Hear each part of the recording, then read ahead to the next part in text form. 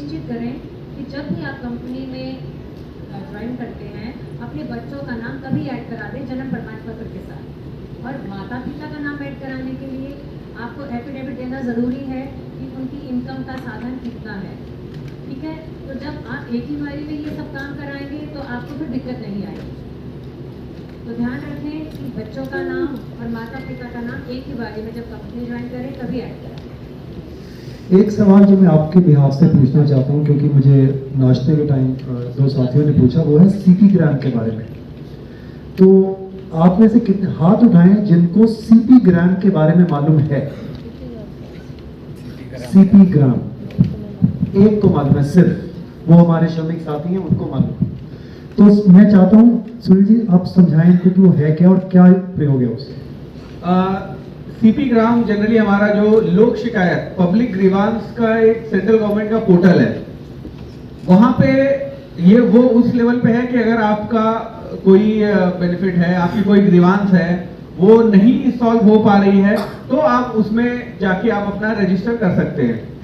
तो उसमें मेनली लोक शिकायत आप समझ ही रहे हैं कि वो एक्चुअली वो ESI स्पेसिफिक नहीं है, वो सारे सेंट्रल गवर्नमेंट उसका है। बट उसमें आपको ऑप्शन मिलता है ड्रॉप डाउन बॉक्स से कि भाई मिनिस्ट्री ऑफ लेबर चूज करेंगे, लेबर में ESI या PF चूज करेंगे, तो उसके हिसाब से वो सीधा हमारे पास आता है फिर ग्रीवांस। और हमारी वो होती है कि हम लोग हमारी जो वो हमारा टारगेट होता है कि हम 21 डेज में, ऐसे 30 डेज है उसमें, और हमारा टारगेट होता है कि 21 डेज में हम उसको रिजॉल्व करें।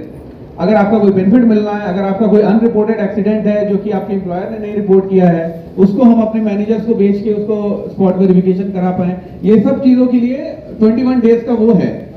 तो वही है हमारा ग्रीवांस। अगर हमने इसलिए शायद थोड़ा वो नहीं बताया कि शायद अगर आपको एक्सेस ना हो कंप्यूटर्स पे या उस पे, अब तो खैर फोन के ऐप पे भी आ गया है वो।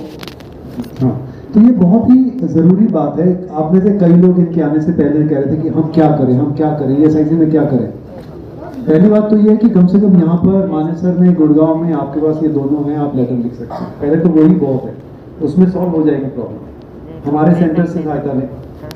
लेकिन अगर आपको बहुत दिक्कत हो रही है, आपके साथी कहीं देश में कहीं और बैठे हुए हैं, यहाँ पर नहीं है, तो CP ग्राम, उसके बारे में आपको हमारी टीम भी बाद में बताएगी। CP ग्राम में जाके आपको अपनी कंप्लेंट डालनी है, और जैसे सुनील जी कह रहे हैं ESIC का टारगेट है कि 3 हफ्ते के अंदर अंदर उसको क्लोज किया जाए।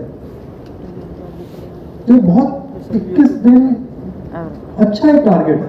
21 दिन में अगर प्रॉब्लम सॉल्व हो रही है, तो महीनों में प्रॉब्लम सॉल्व हो रही है, बहुत अच्छा टारगेट है। आप उसका प्रयोग करें जब जरूरत आए तो। अमरीश आपके दिमाग में कोई